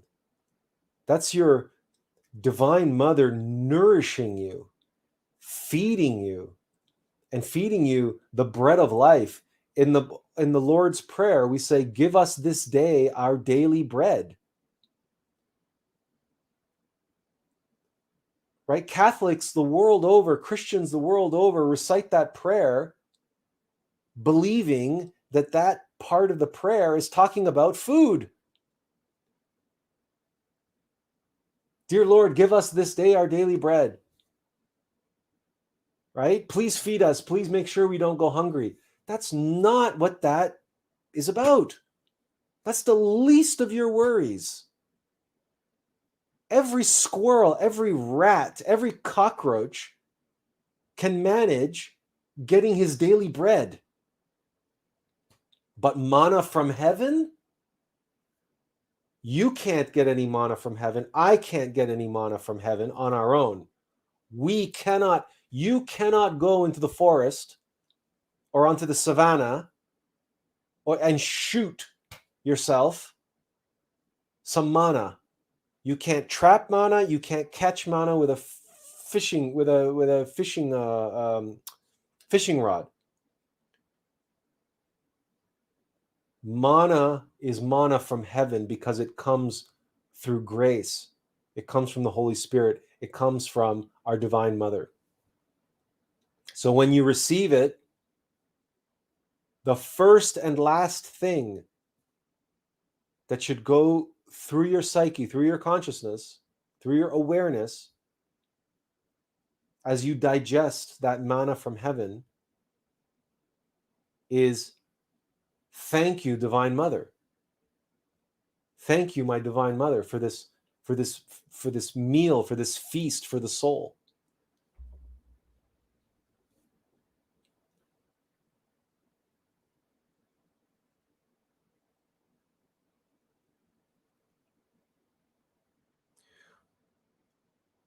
Okay, so we're going to back up just for a moment, and because Kai talks about the path of the ascetic, the path of the monk, the path of the yogi are the three ways, the three brains. The fourth way is balancing the three brains. Okay. And Serena says, Kai Dragland, yes, the three paths corresponding to the three centers of the body, fakir, yogi, mind, and monk, heart. The body being fakir, yogi being mind, and monk being the heart. And then man is number 1, 2, or 3. The fourth way being the beginning of unifying the three centers all the way through man number 7.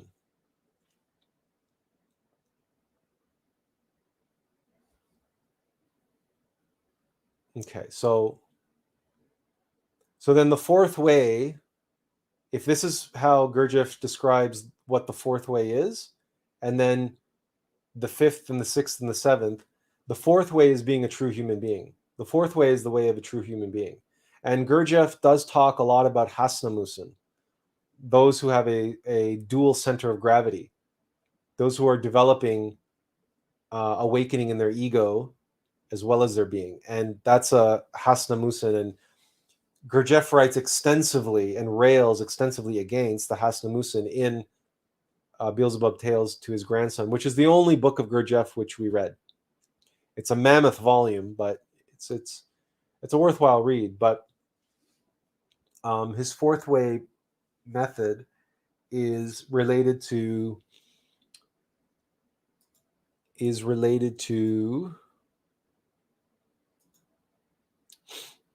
when we talk about the human being and the three brains. Well, let's see. We can pull it up on.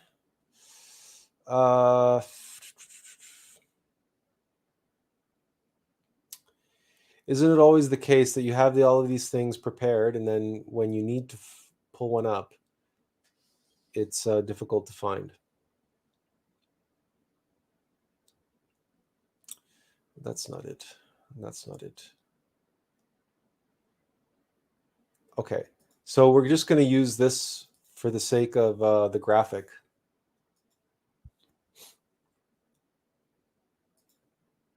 So to use the discussion of the fourth way, okay,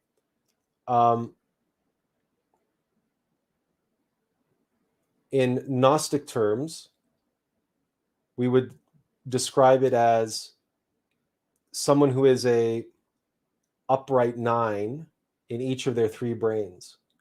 Now, the inverse of being a 9 is a 6. So 999 represents a human being who is in their superior mental center, their superior heart center, and their superior motor, physical, sexual center. They've mastered their body, they've mastered their emotions, and they've mastered their mind. So you have 999. A intellectual animal mistakenly calling himself a human being is a 666, because they've not mastered any of their centers. In fact, their centers rule them. They're ruled by their emotions, they're ruled by their thoughts, and they're ruled by their sensations and desires in the physical body. So because each of these 9s represent an aspect of the human machine, mind, heart, and body. So according to the information that Serena and Kai shared in the chat, the fourth way is the integration and mastery of each of these three centers in order to create the upright human being, which is, in Gurdjieff's terminology, he calls the fourth way. But that's here in the fourth dimension in Yesod, the 9th sphere, right? That's why it's an upright 9. But if Gurdjieff goes on to talk about the 5th and 6th and 7th way, That's the fifth and sixth and seventh dimension. So the fourth way is the beginning, right? It's the foundation, it's Yesod. And from here, we advance to the fifth dimension. That's awakening in the astral plane. And then the sixth dimension, awakening in the causal plane, developing the causal body. And then the seventh dimension, the zero dimension, that's the Christ consciousness. That's the cosmic Christ. And to die and resurrect and incarnate the Christ would be the seventh dimension, also known as the zero dimension. So, as is often the case, when we encounter different traditions or different expressions or different versions of gnosis, different versions of the truth, it is very easy to lay them down on top of each other and see all the congruencies.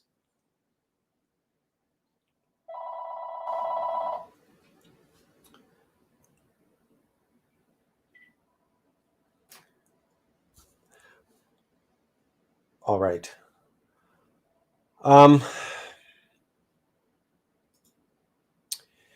Does anybody have any other questions or comments or want to add, or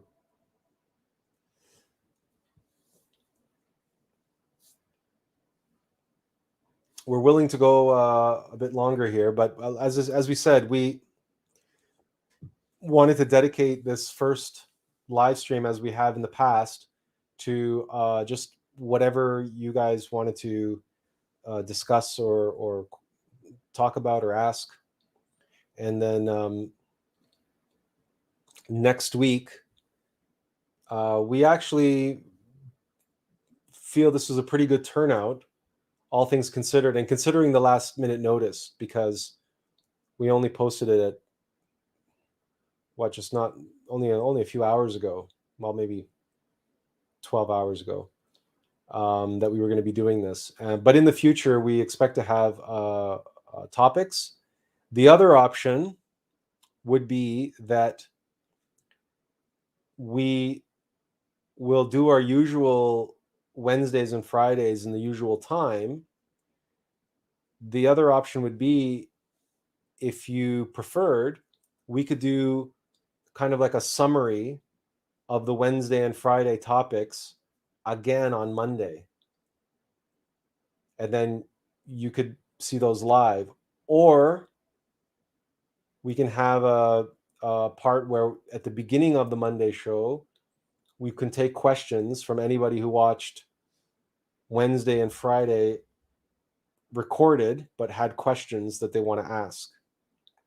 Anyway, so although it's up to you, really. It's up to you, and we're willing to take a poll and make it democratic if that's the way you want to think about it. However you prefer these things to go, or you can just leave it to us and leave it to the Divine Mother, and allow us to find the inspiration over the weekend to what we're going to talk about on Monday, and we'll just choose a topic and do it the same way that we've been doing it for Wednesdays and Fridays. And we'll be inspired to talk about something, and we'll just talk about it. And then Monday, Wednesday, and Friday, each one will be different. And it's just that Mondays will be at this time, and Wednesdays and Fridays will be at the normal time. And so at least though, individuals such as yourselves in Europe, in Africa, in the Middle East, in the Near East, at least you'll have an opportunity to interact with one another and interact with us directly live. Because again, we received a few requests, but when we felt, look, where there's a few requests, there's bound to be more that just people are too shy to ask. People are too shy to voice and express they're longing to be able to have a live program that's just for them.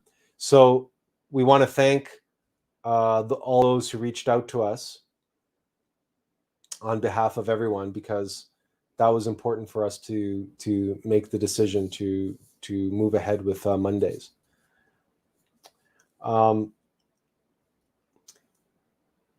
Anyone else have any comments or questions or requests? Does anybody have a topic that we haven't addressed or that they would like us to address again, but this time live on next Monday? So please feel free to share it now. Otherwise, we think it might be. We think we might call it a day or a night, depending on where you are. You're most welcome, Kai. You're most welcome. Anyone? We'll be on for a few minutes. We'll let the clock run to at least 2 hours and 15 minutes here. So we have a few minutes. Sound good, the idea to discuss again some of the main things of Wednesday and Friday as a starting point? Okay.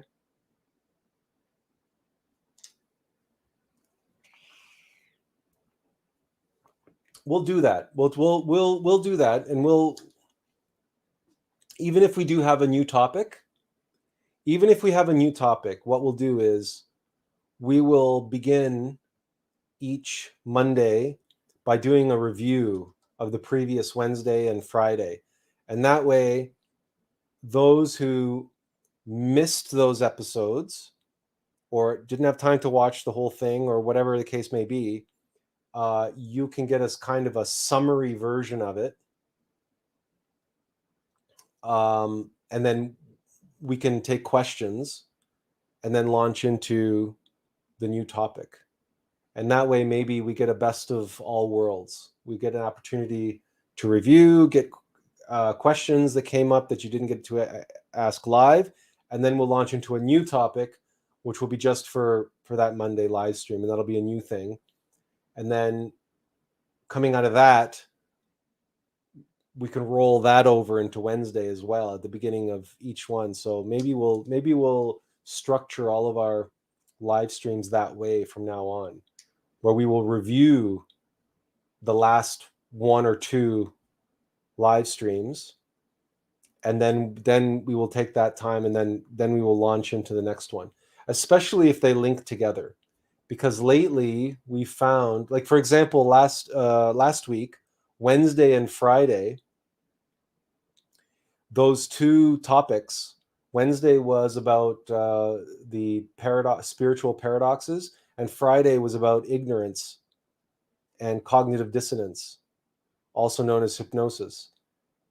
And those two were intimately connected, those two live streams, and one flowed naturally into the other.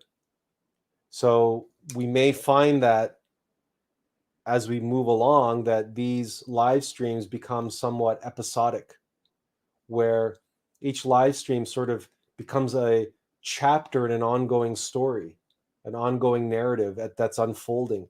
And as we expressed on Wednesday and Friday,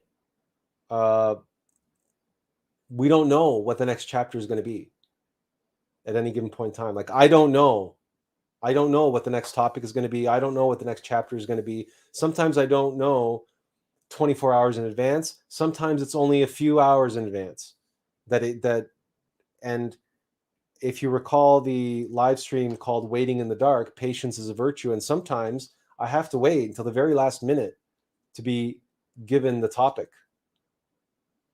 So, so this is not planned, certainly not by me. If there is a plan, it's a divine plan, but I'm not privy to the divine plan ahead of time.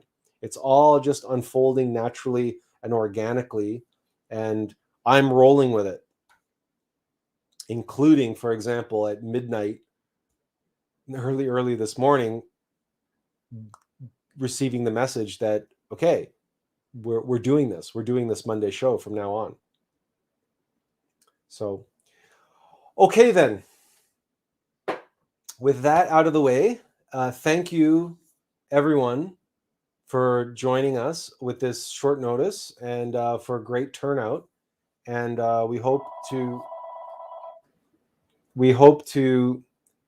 see you again next week. And until then, have a wonderful week. Take care, and inverential peace.